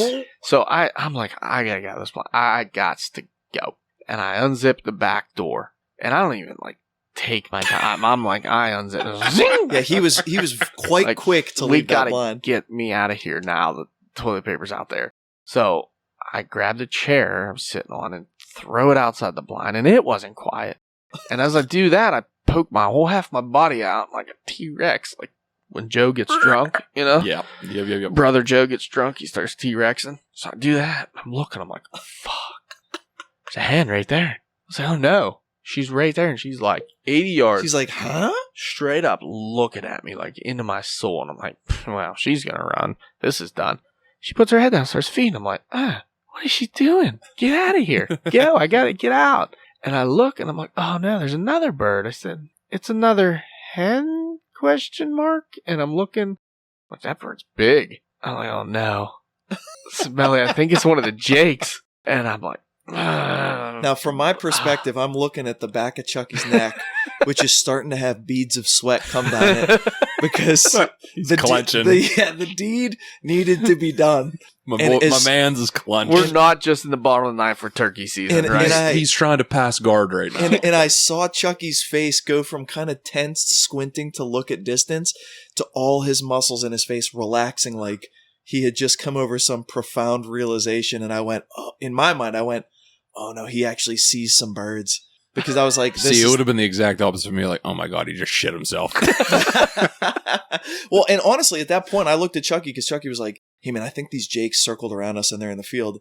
And I could see the anguish on Chucky's face. And I was like, dude, Chuck, I was like, I know this is like late season and stuff, but I was like, dude, just go out there and scare those birds and take a shit. I was like, it's not going to hurt my feelings, man. Yeah. I don't want you to shit yourself in here. One, because I'm in here with you. And two, a human being shouldn't have to shit themselves over a turkey. Yeah. So I was like, dude, just go out there and scare those birds. It's no big deal. There's one day left. Maybe I'll get something tomorrow by myself. No big deal. But Chucky, to his grit, Chucky is a ride or die turkey hunter. He turned his head and looked at me and very sternly said, no. This is the way. He's like, this is the way. He's like, we are going to get this done. And I was like, my man. Channeled his inner wizard for a second there. I saw the one, and it was, sure enough, it was Jake. And I'm like, I was like, okay, Cibelli. Now, mind you, my stomach's making louder noises than that first gobble we heard. It was. Right? It started there was a slight rumble to the blind. We're getting there, and I'm like, suck it up, Buttercup. I'm like, okay. Let me just I'm already out of the blind. I'm just going to reach and grab my toilet paper. So I did. I reached because my vest was behind Both the blind. Our packs were outside. Our packs were like up against the blind, between the blind and a tree on the outside hiding. And I grabbed it. And I'm like, okay, a million miles an hour through my brain. What can I do here? Because the birds are out the only exit as far as I can see. And I try going out the side window. There's trees. Like the blind, you remember when we put it up, Booer? That was a horrible spot. You shoved in that spot. Watching Chucky try to mentally figure out if he could fit through that little that window, just if he had to get out the side, was really interesting because like at a certain point, I could see Chucky going, you know what? I might just try to like jump midair out of this little slit. Listen, when Chuck moved that blind in there, it was just me and him that day. Okay. And he kept looking at me for some kind of approval the entire time. And I'm like, you could not put this in a worse spot. Yeah. It's like literally. It's like slanted downhill. No, the front view that we had of where you're supposed to shoot a turkey that's the thing. Was you glorious. Can't just rely on one angle. The whole time he's like, I'm going to roll it right in here. And I'm like, I didn't say anything, but it was visible disapproval. To my defense, all angles were covered, in my opinion. They were. One, Sam shot his deer or his turkey out of that exact same blind right off the roost, killed it early. But two, when they're in the field, I told you, I have this huge tree behind me.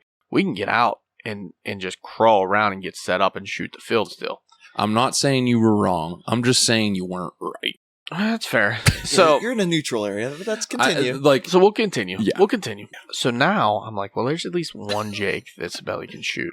And then I shift and I see they're all there. The caravan. I'm like, oh no, all the Jakes are there. Because at one point I was like, maybe I do bump one Jake. I really got to go. But now I'm like, they're all right there in the field. Like, no, what do we do? And I'm kind of like pacing in my mind back and forth. You were physically pacing as well. Yeah. And I'm like, I don't know. Yeah. I'm like standing in the blind. I'm rubbing my knees. I'm like, I don't know what to do. I was like, all right, here's what we're going to do. I thought I was going to have to perform an exorcism because Chuck was physically deteriorating. He was about to deliver that baby via cesarean. I might have to shit in this blind. Those words came out of my mouth. That's when we looked at each other. He did look at me and he goes, dude, I might have to shit in the corner here. And I went, Chuck, I don't care about shooting a bird that bad.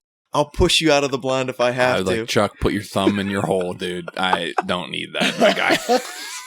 I don't want this memory of a grown man shamefully shitting in the corner of a blind 5 feet away from me. But the problem was, it wouldn't be shameful.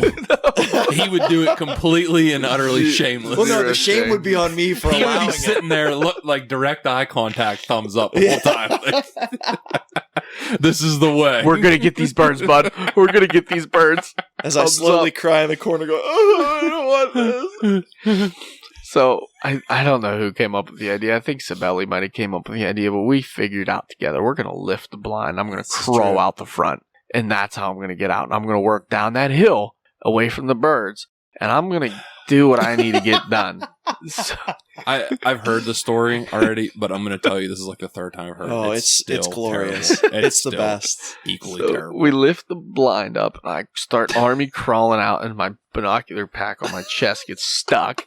So I'm like hung up on the blind now, and I'm fighting through it. For anyone that's listening, it looked like any funny video you've ever seen where a raccoon tries to sneak through a dog door to get Kind the of dog like food on and Ace gets Ventura stuck. when he's coming Ace out of the Ventura, rhinoceros. out of the Except rhino's reverse. ass. It was the reverse. Chucky's ass was the part that was stuck on the inside of the blind.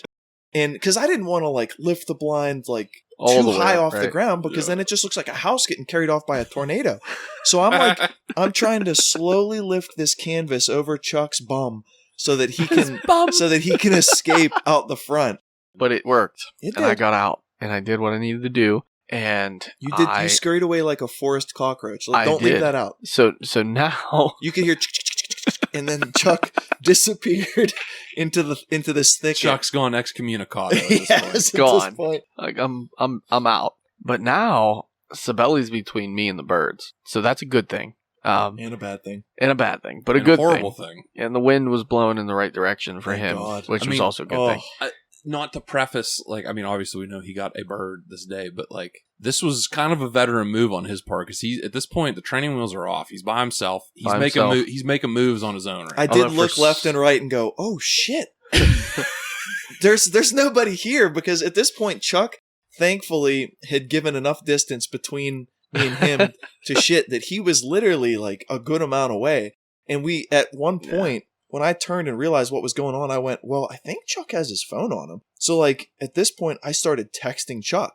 I was like, hey man, those birds are literally like 15 yards from me, but I can't poke out because Chuck had left the one side of the flap open on the back that I could see out of. The other side was closed and I couldn't look out the side window. So I at least had half of a flap that, God forbid, I could shoot out of or try to stick the shotgun out of because I didn't want to blow half the door open.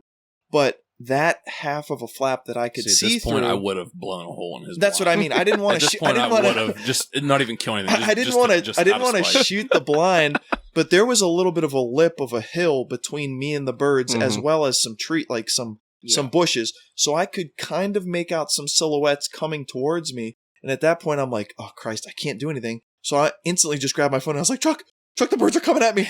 I was like, I don't know what to do. I was like, are you still shitting? I was like, what's going on? He was texting me way too many times for someone that was supposed to be shooting a turkey. Yeah, right. Put it that way. I'm thinking, in my head, I'm like, 15 yards? What?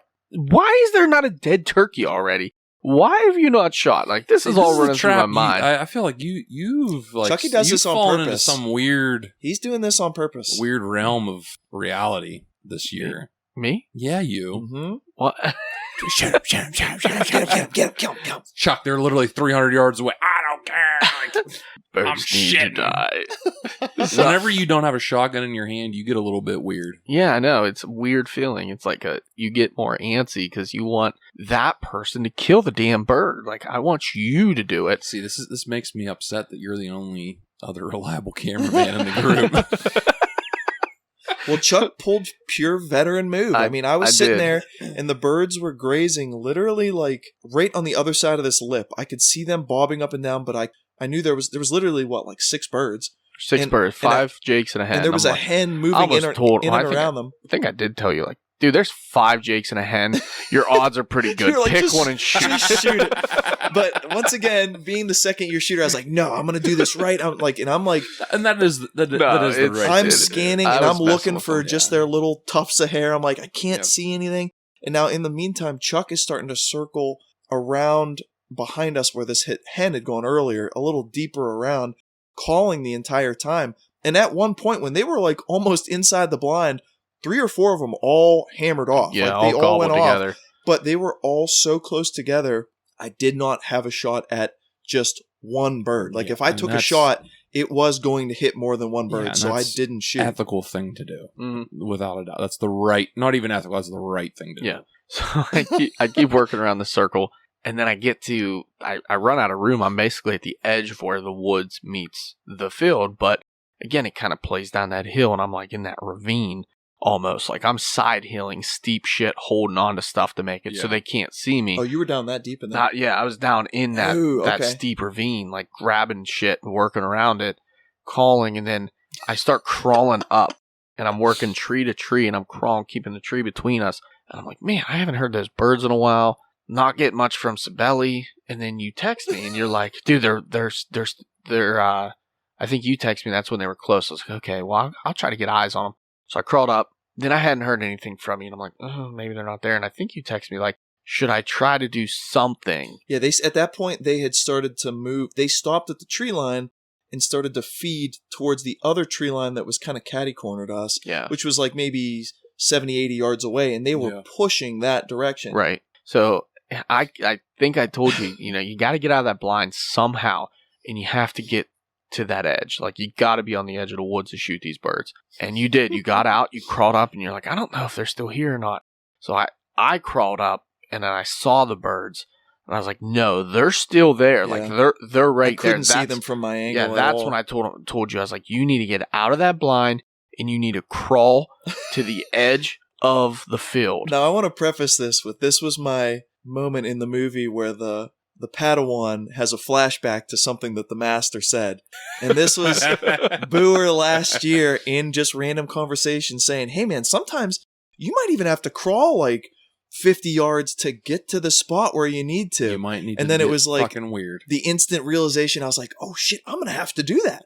Because there was the little lip of the blind I had to clear, and I could still see the birds now at this point. And I'm like just nervous thinking, God, I'm going to make a noise or a movement and they're going to see me and just bust me. So I had to literally I triple made sure the safety was on. And I just crossed the shotgun over my arms and I did a little lip maneuver crawling over top of the lip of the blind. And then just sure as, as I could, just as low as I could, I was just inchworming myself up through all this garbage. Just slow crawling. I crawled like 30, 40 yards to get to this point where I had to cross over a log and then get just underneath this real thick like tree area that I knew that if I could kind of just lift myself up a little bit in the prone position, that I had enough that I could kind of situate my elbow underneath the shotgun enough to clear a shot. But still at this point, they were too far away from me. Also, for anyone listening, I'm using a ridiculously short shotgun. Yeah, you should not be. It's a Beretta 1301 shotgun. You should not be using this gun. That's more tactical than anything. You shouldn't have even said the model. I don't want anybody even looking it up. I want anybody that wants to know what this looks like. It's a Beretta 1301. It's only 18 inches compared to the 46-inch shotguns that these two guys use. I mean, dude, I use a 21-inch. But it's not that much longer. I'm just telling you. It's got to be like 26 inches. It's insane. 28, it's definitely for closer contact. So they're like 60 killing humans. It's a human shotgun. Let's be honest. But these birds are like 60 to 70 away. So at this point, I know now. I pull out the cell phone and I'm like, Chuck, they're too far away. I was like, you got to get them closer. So then Chuck's veteran calls start kicking in. And I see the birds and they're moving back in our direction now. I'm like, okay, this actually might work. And I remember pulling out the phone, jumping on the Marco Polo app and sending a video. At this point, it started to break down into polo. It was just tactical polo. It was just more comical at this point, no matter what happened, if I shot one or not. So I'm zooming in on these birds. I was like, well, I guess that's too far for the old tactical shotgun. Boy, some people can just stomp on you in your lowest moments. And then I see the birds feeding again, and I was telling him I'm literally now I'm the spotter, right? He's the sniper, I'm the spotter. I'm like, okay, 5 on the right, whiteheads, good to go. I'm looking, I'm like up, all 5 on the right, all Jakes, good to go. And then I'm looking, I'm like, man, it must be too far. And then bang, and the bird I'm watching, this sucker goes up and does like a full somersault back straight on his back, just whap. Well, you forgot the most important part of this hunt was that as they were pushing in, I had previously texted Chucky. I go, Chuck, I can't tell which one's a Jake. I've got dog shit vision to begin with, but I'm like, I can't see which, because they started to intermingle a little bit, and then it was one that kind of stood out from the rest. There's like 4 that went to the left, and one was hanging out by the hen, and I was like, oh, I actually see a little bit of something. I was like, that's all I need at this point. Yep. I saw just enough of a mustache that I was like, I'm sending it. But the worst noise any hunter can hear happened. I lined up, I pulled the trigger. Oh, you're right. And I hear click, and I went, oh no, because then instantly that one bird that was by itself gave me that, what you talking about, Willis? Like, yeah. he gave that little side Those look. boys got nervous. He looked in my direction, and the fuck was that? Once again, luckily to my credit, instantly cleared that shell out. Just got rid of it, got the next one in, just manually got the next one in as quick as I could, lined up on him. That is the one saving grace. You didn't have a pump. Yeah, I did not have a pump. So I mean, it was kind of a little more less aggressive, but I guess. I could hear I could hear the noises, and I knew. Oh, it's still just as loud. In my mind, I knew that was a misfire, and he is trying to get another shell. Yeah. So I just start purring, like purring and clucking. And the birds are kind of confused because they know they just heard some asshole over something here. Weird's going on. Something's up. But they also hear something over Chuck was here. Johnny on the spot, because as soon as I misfired, Chuck knew instantly, because I could See, hear. but that goes back to what you're saying. I just heard all kinds of noises. Veteran moves happening. I knew. I'm like, that's not good. That was not a good noise. I need to do something to calm these birds down. So I just go, like, just literally just hitting them with the purr, anything to distract them. Yep. And they're still standing there like straight up, and they're kind of looking like back at both of us. Oh yeah. And the whole freaking pile of them is all straight up, and then all of a sudden the one I'm watching, I gave him the good news. Folded. Plowed him. It was honestly cartoon-esque. I told Bill earlier, it was like that scene in Django Unchained where he's walking down the stairs and he says, say bye to Miss whatever that lady's name Charlotte. was. And she just got pulled backwards. And that's literally the physical move that Jake did whenever I shot him. It was good. It was good. And I run out of the bushes, and he's just standing there. Cibelli's just standing there, and I'm like, I was just in pure amazement that not only did it work after the misfire, but that the bird had literally like Matrix tumbled like 3 times midair. Because I was not expecting that to happen at the distance I shot him at with the short shotgun that I had. I'm like, you better go get on him. Yeah. Like, you do it over here. You only need one BB.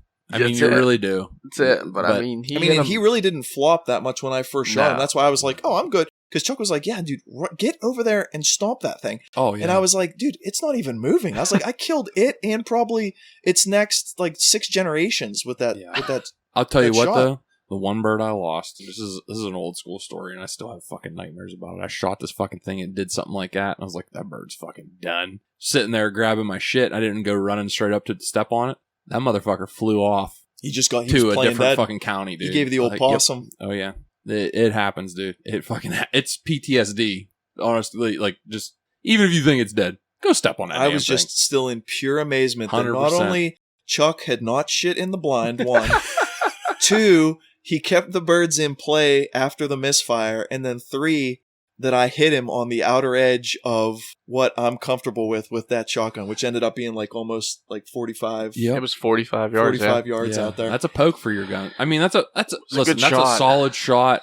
I mean, it's a doable shot, but that's still a solid shot for most. You still got to hold in on that shot. Well, I was in literally the most stable shooting platform. I mean, I shot 20 that years bird ago, 45 yards, you wouldn't even, like, no. Couldn't even take that shot. No, you wouldn't even go over 40 at that point. Not with the ammunition that was out, No, but I mean, like, 45 yards is still getting to the edge of most people. Yeah. Even for me, like 45 yards, I would consider a far shot. Yep. There's No a lot doubt. of people that would not take a 45-yard shot. Now, mind you, we're in the middle of a wide open field. Yeah, I wasn't Yeah. as So, like, worried about like, every hitting single BB Is coming. is coming. Yeah. Yeah. Everyone has a chance of taking that bird out. I mean, even in a 3-inch shell, that's Yeah. You're sending your a odds are lot still of pretty BBs. decent. So, yeah, he put the smackdown on him, and I was like, man, I was just making fun of him for that bird in that exact spot. It was literally like I think like less than 2 minutes after you sent that polo because I could hear my phone buzz, and I was like, "It's time to put this bird down." Yeah.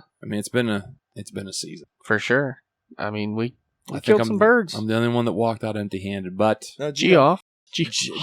Jeff hunted like 3 days though. I mean, his That work. is true. So I can't. I He did can't try to really, kill me one day though, so I'm not gonna let him He slide. tried to kill you one day too, Booer, He so really tried to kill not me. sure one why you're day. letting him slide either. Yeah, now that I think about it, he's tried to murder all of us this whole season. Yeah. Well, Not me. He gave it easy to me. Well, he knows you're harder to kill probably out of the rest of us. I mean, to be honest with you, I'm probably the hardest to kill Well, at this point. After I survived that. Oh yeah, yeah. Well, yeah. After you've Well, learned from that mistake, but he had to put you through the test first. Well, here's the thing. I just gave you like the hey, we're way past the time thing, but like I feel like we need to talk about this. Okay. Jeff has been trying so bad. He wanted to kayak into a spot. It's his thing, man. So bad. We got to kayak into hunt. Like this needs like those two things need to add up for him to have fun. He wants the Northern Navy. That's all. And he's been wanting to do it since like February. He's like, I got a spot we can kayak into. It'll be sick. Nobody's biting on it, but he keeps pushing. I definitely didn't. He keeps Nope. pushing it, right? Can't get me there. So I'm the only one that does not have a kayak out of all of us, and I am a 6'5.5", 250-pound man. You are a Through the kayak. half. We could hollow you out and use Yeah. you. So I'm a canoe dude. I am not a kayak dude. I am a canoe dude. Like, you know what I mean? I need a little more. You're one of substantial our shit. kayak dudes, more or less. You could definitely rock Jeff- one of ours. Jeff and his family are small people. Yeah. Jeff says you can use my wife's kayak. Jeff's wife is 4'4" and like 65 pounds. Okay. Okay. So Jeff's my dude. I've known him for long enough. You know, we've worked together. That's how this whole thing came full circle. No one's biting on it. Finally, I say, you know what, Jeff? Let's fucking do it, dude. I'll come with you. You know, you've been wanting to do this. I'll come with you. Let's do it. Going over to Ohio. You got a tag over there. Let's go, dude. You know, fuck it. I don't care. The I'll rest come of with us you, right? giggled. So I don't have an Ohio tag, so I'm just coming with the, you know, the action camera, the Insta360, a couple other things, like bare minimum, whatever, show up. We're going to hunt there in the morning and then come back to PA to hunt the rest. And like, whatever, let's go, dude. Get to the spot, right? It's already kind of sketchy because you got to go down this like ravine to the river. And it's like, I forget what the name of the river was, but it was about the same size as a Slippery Rock Creek, maybe a little bigger. Okay. But, you know, not a small, it wasn't a creek. It was a small river, we'll call it. We get down there, get the kayaks out, drag them down, get in, and he's like, hey man, it looks a little lower than the last time I was back here. And I'm like, okay, what's that mean? Because I don't know, it just looks a little lower than last time I was Warning here. He sign goes, this number one. grass wasn't here. I'm like, okay, okay, whatever, you know. So I get in the kayak, whatever. I got like my little chest pack on, and I think that's it actually. All I had on me, and then like I had like my rain jacket just in case I needed like an extra layer, something else, and then I had something in the back too. I'm like, whatever. Don't have my shotgun because we're in Ohio, whatever. So we start going down the creek, and I'm like, man, this fucking creek is pretty quick. This is, you know, it's the current's boogieing along pretty good there. So we come up the first spot, and I'm falling. It's foggy as shit. I can see like 20 feet in front of me. Like I can barely see him on the edge of the fog, right? So I'm like trying to keep up with him, you know, and I'm like already not stable in this kayak, and like, you know, I got maybe like 3 inches before I'm going under the water on each side of this kayak, right? Maybe, right? So I'm riding low, but I'm like, I can stand up in this river. It's not that big a deal if I like tumble, you know, I don't got anything really on me, you know, not that big a deal, whatever. So we're going, start coming up through a couple riffles. I hit a couple rocks. I'm like, okay, this isn't that bad. It's kind of sketchy, but it's not that bad. Like, you know, I'm not like some idiot out there. So we go through like a couple riffles, hit a couple rocks. I'm like, that was probably the worst of it. No big deal. So we're coming, and it's still pitch black out. It is fucking, you know, 4:45 in the morning. It's still pitch ass black. Coming down, I hear more riffles up ahead, but I can't see it.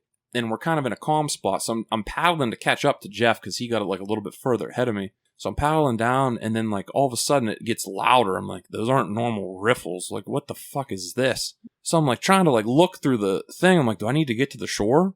You know, what is this? And then like I see like a perfectly straight line left to right across. I'm like, is this a fucking waterfall? Like in the middle, like what the fuck is this? So I kind of like freak out, but I'm like, this thing's like 20 feet in front of me. I'm not getting to the shore in time. Like it is what it is. The die has been cast. You just have to accept your so fate I hear at that point. Jeff like didn't say anything. He's like, like he made this like noise. I'm like, oh my God, dude. So I watch him like go over, like I'm fucked. You know, right? Because Jeff's a small dude, right? He's like, you know, whatever. So I come over to this thing. I'm like, just hit it as straight as you can and lean back, and what happens, happens. Like we're gonna, like you got no choice. You know what I mean? Like you can't, like I can't even stand up in the water It's at this over point. at that point. So I go over this thing, and it's like a solid 8-inch drop. Like, it doesn't sound like much, but, you know, when you're a big-ass dude in a little-ass kayak, like, I'll go over the side and water, like, splashes up my fucking face. Ass gets soaked. Somehow I ride it out.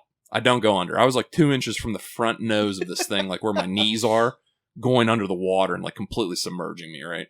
And I, like, come up out of the water. I'm like, holy fuck. And then I'm, like, swearing. I'm like, you asshole. Like, and he just laughs. Yeah, I was going to say, he probably was just floating laughs. Further away going, ah. Yeah, he just laughs. I'm like, this is terrible. Like, why did I come here? You know, like, it's early in the morning. I'm on afternoon turn, so I just got off work at midnight and got like an hour and a half of sleep to drive here. And I got to go to work after this, too, on top of this. So I'm like, that was definitely the worst. There is absolutely nothing that could be worse than what I just did.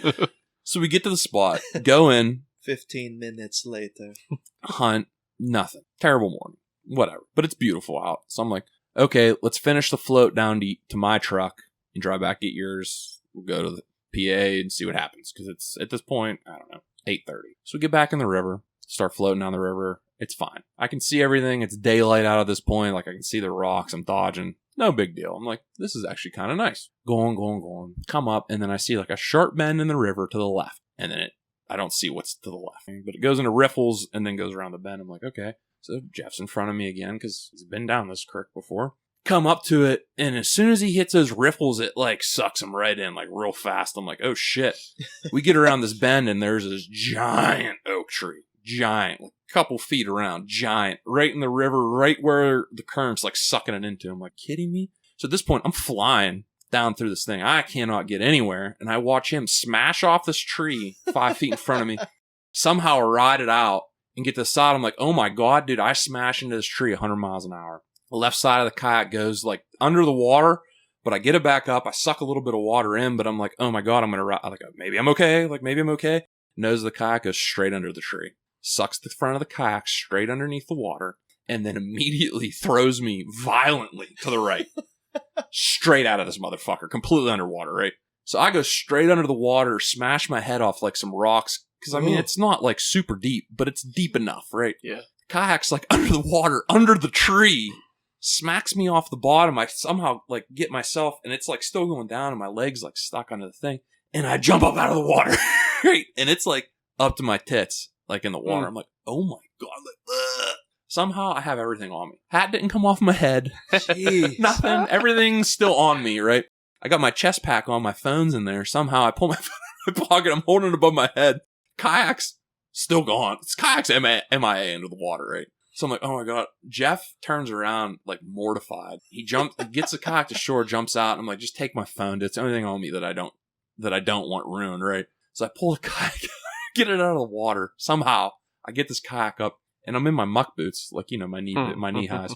Get up out of the water, and I'm drenched like a fucking wet cat, you know, head to toe, completely drenched. River birthed you. So he's like, Jeff's like still kind of nervous, like, dude, you good? I'm like, I'm not good, obviously.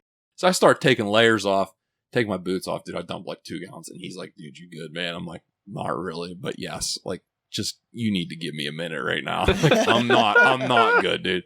So I strip down to my pants, have my shirt off, everything. I like tuck it back, and I have to roll the kayak over, get the water out of it, whatever. So we like finish the float down the river, and I'm drenched, dude. Like every piece of clothing on me is drenched. And you guys know, I always keep a spare set of something in the toolbox of my truck. Always. This is the one time I got back from camp and took everything out to clean it. All I got is my rain jacket and my work clothes for later that night. All right. So Jeff's like, well, what do you want to do? I said, kill you, first of all. Let's get that out of the way.